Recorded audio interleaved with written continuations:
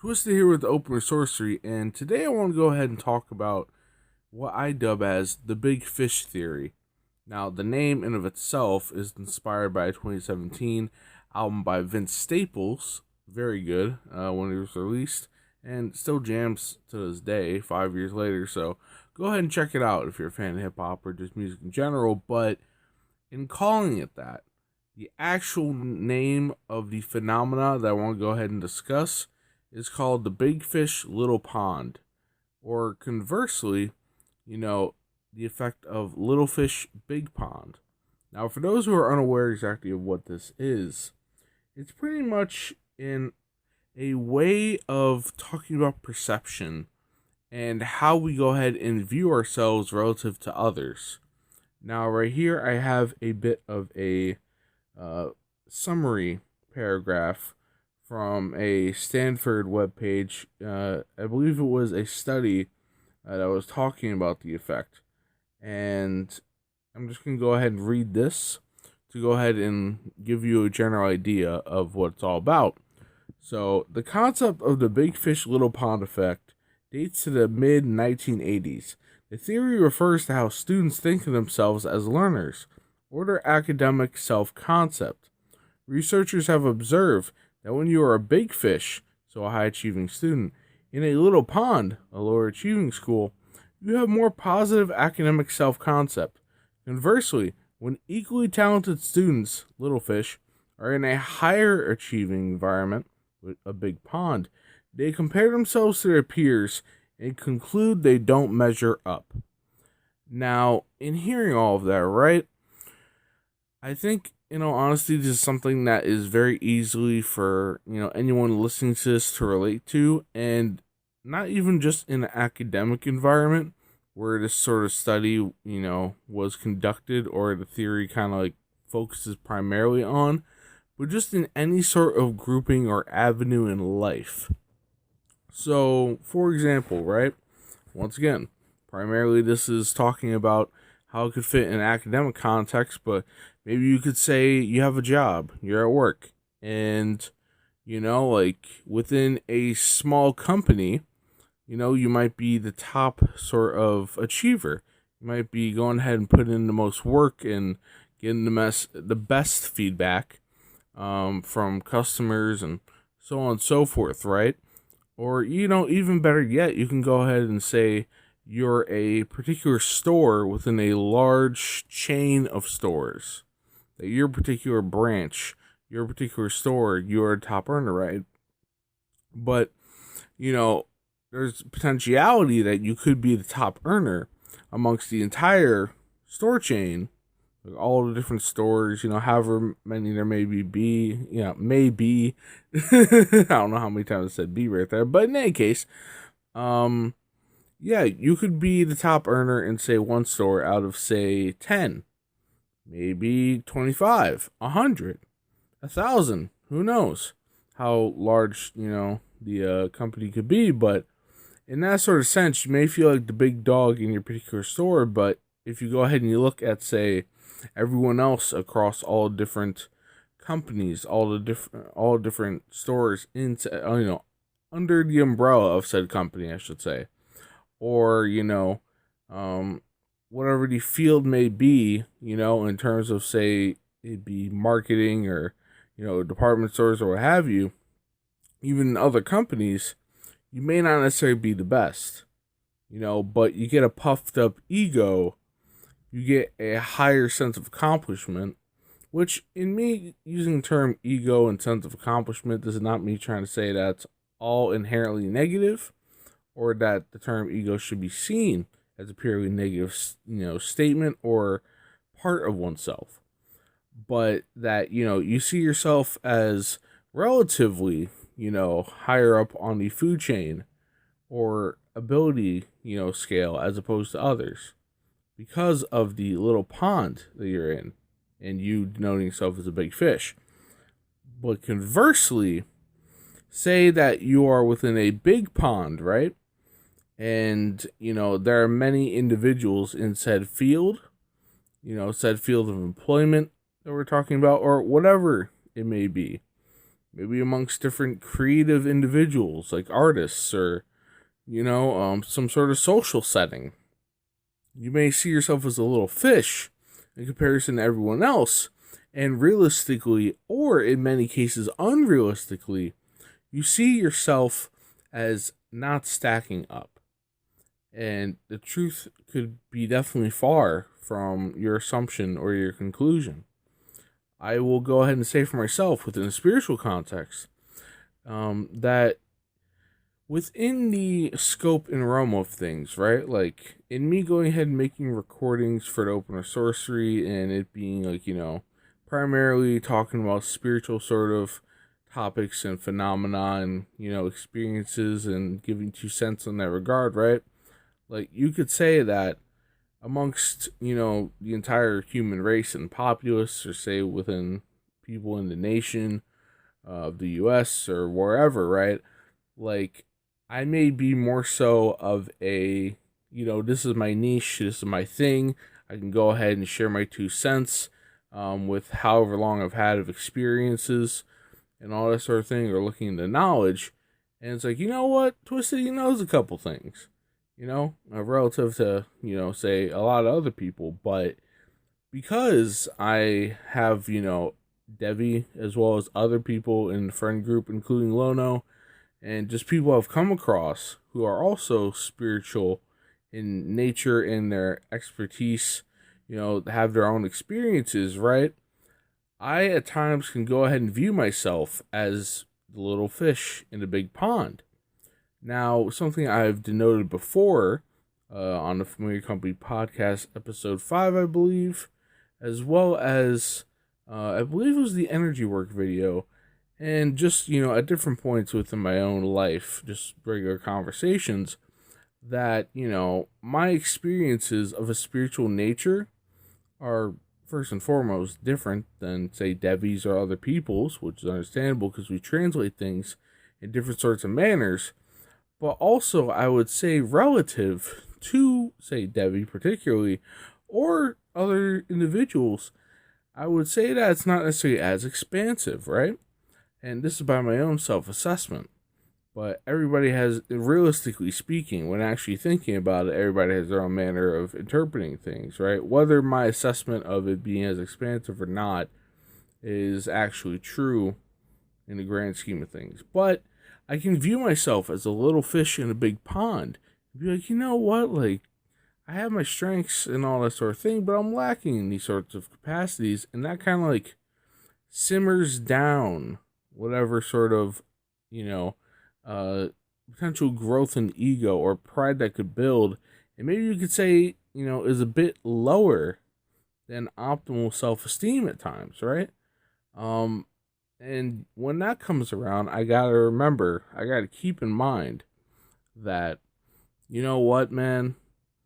Just because you got tons of spiritual friends and buddies and people that can experience these sorts of things, and they happen to have certain experiences that you don't, just because that may be what you individually, and by you, this is talking to me once again, what I individually perceive as a lesser sort of sensory experience, there's other avenues or other aspects of things that are my strengths and that I excel in comparison.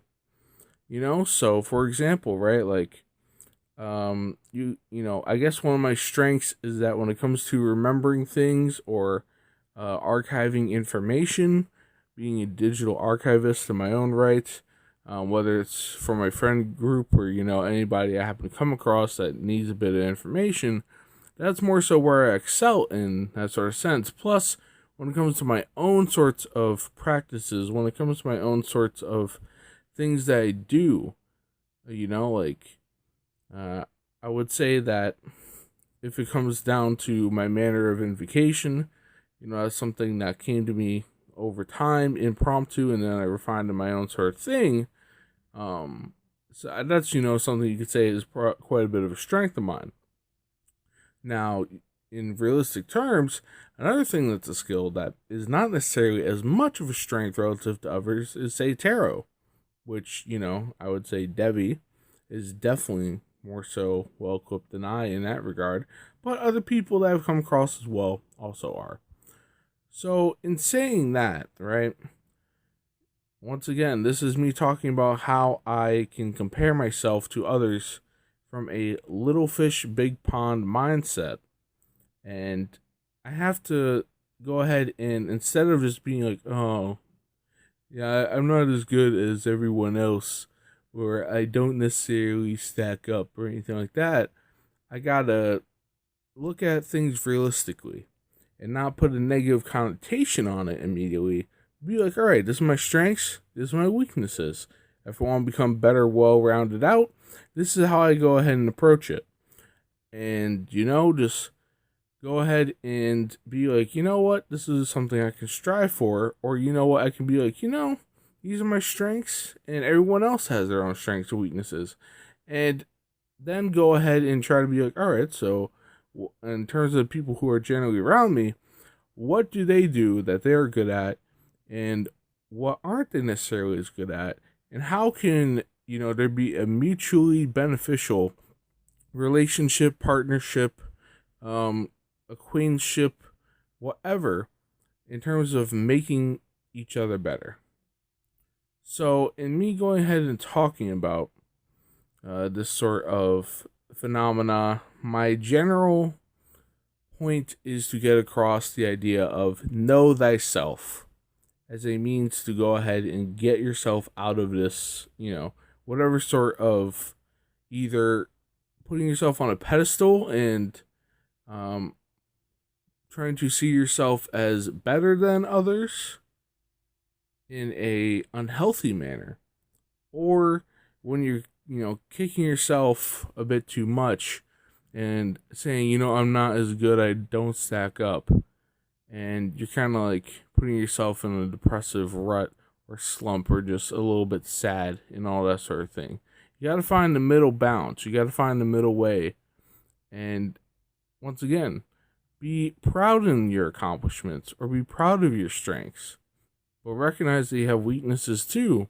Recognize that you can, in fact, round them out, and do your best to remain humble, to have humility, to realize that everyone has their own distinct sets of strengths and weaknesses, and that, all in all, you just got to find the complementary pieces that can help you fill yourself out and become more so well-rounded.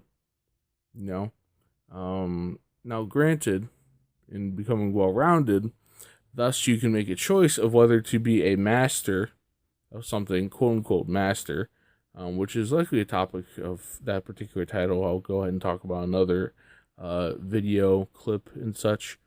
Or you can be a jack of all trades, what have you. But first you have to know thyself. You have to know what you're good at, what you're not as good at, and look at it realistically, and not necessarily get too high and mighty or too down the dumps because of it. Now, one thing I also want to go ahead and share that is a similar sort of thing that relates to the phenomena of big fish, little pond, or little fish, big pond, is what is known as imposter syndrome.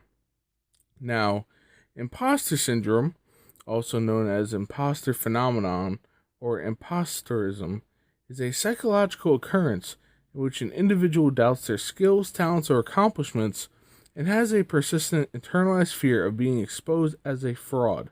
Despite external evidence of their competence, those experiencing this phenomenon do not believe they deserve their success or luck. Now, in me reading that particular paragraph, that just comes from the Wikipedia page for imposter syndrome. But that in of itself happens to go ahead and correlate to the idea of big fish, little pond, or being a little fish in a big pond. More so the latter, but this is just a general talk about how we view ourselves relative to others. And all in all, right, like, there is the idea of, say, fake it till you make it, and that being a viable means of going ahead and achieving some level of skill, some level of uh, mastery or some level of, being well versed in a particular skill set. And, once again, talking about spiritual woo woo sort of stuff primarily, but this can apply to anything.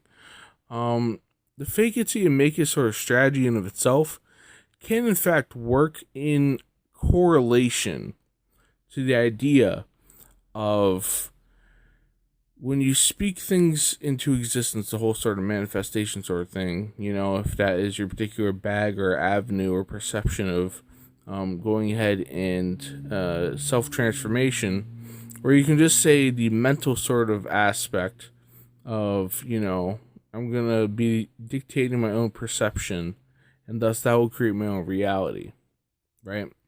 That it can be an effective strategy in that sort of sense, but I would say the quote-unquote fake it till you make it sort of route is a bit dangerous because, once again, all in all, you have to know thyself.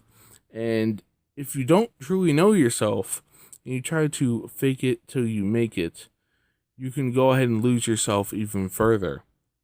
But in terms of the actual imposter syndrome and people succumbing to that, and people actually going ahead and feeling like they are a fraud and don't stack up to others, akin to the little fish, big pond effect, then, you have to come to realize that, hey, look, if you truly are passionate about something, if you have the drive, if you have some sort of talent with it, if you feel some sort of inner calling, to put it like that, or some sort of magnetism toward the subject, and whatever it may be, whatever signs, whatever signals you get, then you may have that voice of doubt in the back of your head, but, pretty much using your perception to shape your own reality once again through mental affirmations or whatever sort of practices you want to employ, you can learn to quiet that voice. You can learn to make it less profound, less impactful on you, and be able to get out the way to where you can have a clearer mind and get things done that you see that you can go ahead and accomplish, and not feel like, oh, well, like, what if someone says that I'm not truly, into what I'm into, or I'm truly capable, or anything like that. You'll come to realize over time, like, who gives a damn what people think? Who gives a damn? Because you know it to yourself, and that's the only person you have to prove it to at the end of the day, right? In the sense of over the course of your entire life, because from the womb until the tomb, from birth until death, the only consistent person that's going to be there is you. So, in regards to that, once you have that inner confidence, that inner knowing of thyself, and are able to realistically assess your strengths and weaknesses, that is when you can say your inner light shines, and thus that radiance will come out from inside of you. Go ahead and put in that sort of visual imagery, and then you can kind of serve as a beacon to others for them to be drawn towards you, right? And they see, that guy right there. There's something about him. I can't tell him. It's some sort of it factor, but they got it. I don't know exactly what it is, but they got it, and that sort of thing. So all in all, that's pretty much what I wanted to go ahead and discuss in that sort of phenomena. How, generally it's something we all go ahead and deal with or have dealt with. It's something that I personally have to my own testament here, and something to keep in mind and a means of approaching it, whether it be you yourself on your spiritual journey, whether you're trying to go ahead and form a career, whether you're trying to find a romantic or sexual partner, which could potentially lead to kids if that's what you want. If you want the whole picket fence, American dream ideal, or whatever sort of ideal future that is for you, whether it's developing a creative avenue, whatever it may be, just a few thoughts to help you go ahead and figure things out. So, I'll go ahead and restate it once more. Know thyself. Just come to know thyself over time. And it is something that will take quite a while. It is something that truly never stops. The journey of learning about who we are. It is a continual journey. There is no point B necessarily, but as we come to learn ourselves more so, we go ahead and brighten up the path that we have walked behind us, and it will go ahead and give us glimpses and show us the path ahead to whatever extent you want to say. So, that's pretty much all I wanted to cover. And with all of that said, this is Twisted with the Open Sorcery, and stay frosty, Neguses. Peace.